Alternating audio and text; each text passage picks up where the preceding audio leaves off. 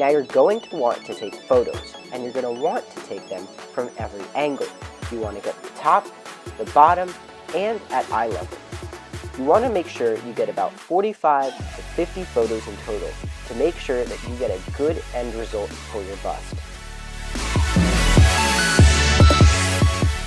When you're taking the photos, you're going to want to ensure that the head is taking up 50 to 60% of the view area, and that your partner doesn't move during the photos, because these will cause a morphing and cause the photos to come out bad. Now that we're in our 123D Catch app, we can hit the plus right here and see that our bust is ready. So now we can click the bust and we can get to review it. We can zoom in on our subject. We can check around the head. And we can see that the body's all intact, it's all there, and that this bust will show up great. So I want to keep this. So I hit keep, and then framing it doesn't really matter. So now I can hit chunk. Now I'm going to have to name my bust. So now I see that the share is up, and I hit done.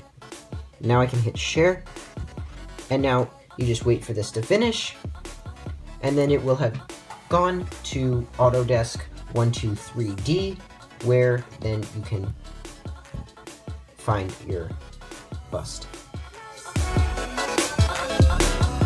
You've taken your photos and gotten your object from Autodesk, we're going to want to go and move over to Meshmixer and start to get your bust editing and start that process. So we're just going to open up 123D and click My Projects, and then you're going to want to go to Sign In with your account. So you're just going to go ahead and do that, and then if this is linked with your account that you used to take your photos with and your Autodesk account, your object should be right here. So this is the bust for the project that I'm going to be working on. So I'm just going to hit import, and then it's going to start to put all of the pieces together, and you'll see a tally up here of the faces and the vertices that are in this object. So it's going to do that, and then I'm going to show you guys how to use these tools here, such as the cutting tool. You see the faces here. So the cutting, the smoothing, pulling tools like that to help to get you started with your busts. Alright, so obviously this is not what we want, but we can see that what we want is right here. This is what we want. This is the bust. So we're going to go ahead and take all this stuff out. So you just grab the select and start to just draw a big circle. And it will take a long time because this is a big object. So you draw the circle and then hit X. And when you hit X, it will remove the highlighted orange yellowish area, just like that. So you're going to want to keep doing that, and as the object gets smaller, your computer will start to remove things a lot faster because there won't be as many things to process.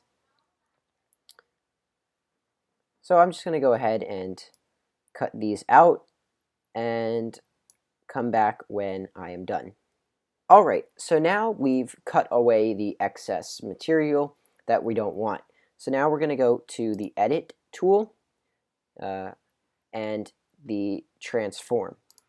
So when we do that, we get this, and we can move around the object as we want. So we can bring it up, we can move it this way, we can change the angle if we wanted to, but right now we just want to bring it up so then we can start to play around with it and get to work.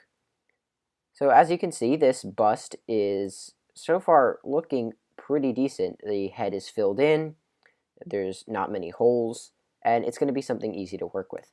So just goes as a reminder, the better you take your photos, the less work you'll have to do on your bust. So the first thing I want to do is cut the bust, just to show you how to do that really quickly. So, oh, I forgot, you have to you have to bring it up and then hit accept down here. So it'll keep it in that position. Then we're going to go and cut this. We're going to go and do a plane cut. So what this is going to do is bring up this plane area. You can see the lines here. We're going to bring up the plane area and put it in the spot we want it to cut. And we just want to make sure it's right above this, the hole on his back. And you don't want to leave too much, and you don't want to leave too little. This is a good amount. It gets his shoulders in here, and it's a nice sized body. So we're just going to hit accept, and it's going to cut a straight line right across there. So now it's going to be flat, and now you can rest it on a table or something like that.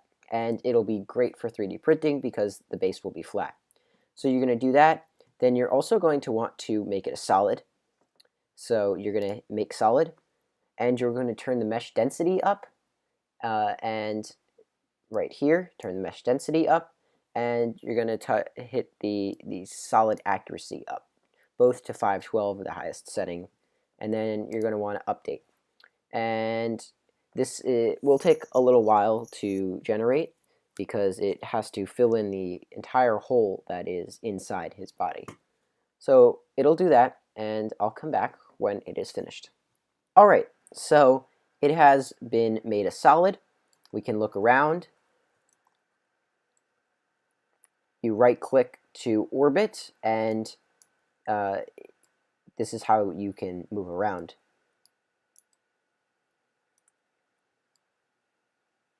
You can zoom in with the scroll wheel if you're using a mouse, or 2 fingers on your trackpad. And now we can just look around, and we see it's filled in on the bottom, and the holes on the back are filled in. So now we can start to use the tools, the sculpting tools. So now we're going to open up the sculpting tools and look at the different objects we have. This object browser will appear from time to time to show you what you are working with. So this is the object, and this is the hollow one. This was before the holes were made, and now we have a solid bust. This is what we want to work with. So we can just delete this and just work with this one. So you want to select this one. Make sure it's selected. So now we can work on the sculpting tools. So the brushes are going to be our biggest tools, the brushes, and that's what you're going to be using to cut away excess material, smooth material, and things like that. Okay, so now we're going to use the bubble smooth tool to start to smooth things down. As the size of the brush gets larger, the slower your computer will work. So let me just move this down to, let's say, 20. See, this is a good size. It fits the shoulder well. And we can just start to move in to start to take a peek around.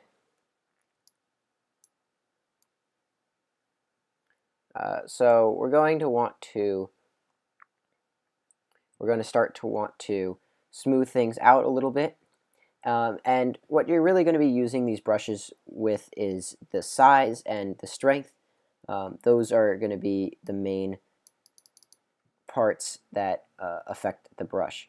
So I can hold down, or I can tap a few times to get the brush to work. Let me just move the size down a little bit more.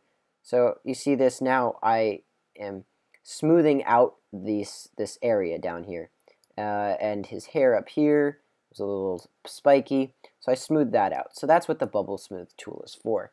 We can go to the brush tool, and we have the flatten part.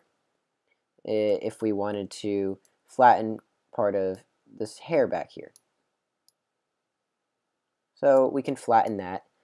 And there's the drag tool, so you can drag out pieces, just like we just dragged out part of his arm right there.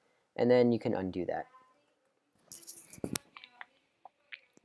So then we can move to another tool such as the inflate, which helps if you needed to add a little bit to the nose, add a little bit to the ears, and it'll make that area larger. So these are the brushes that you are going to be working with to make your busts. When you're finished with your bust, you will just go to File, Save, and then you go and export your bust. File, Save, and Export. And what you're going to want to export it as, export, and then export it as an STL in the ASCII format. This is what the 3D printers use to print. So when I'm finished, I simply save it as whatever I want to call it, and save it anywhere, such as to your desktop. So now it'll be saved there, and I can open it up in MakerBot, and you guys know how to do that, so you're ready to print. Congratulations on making your 3D busts, and I hope you enjoy how they turn out.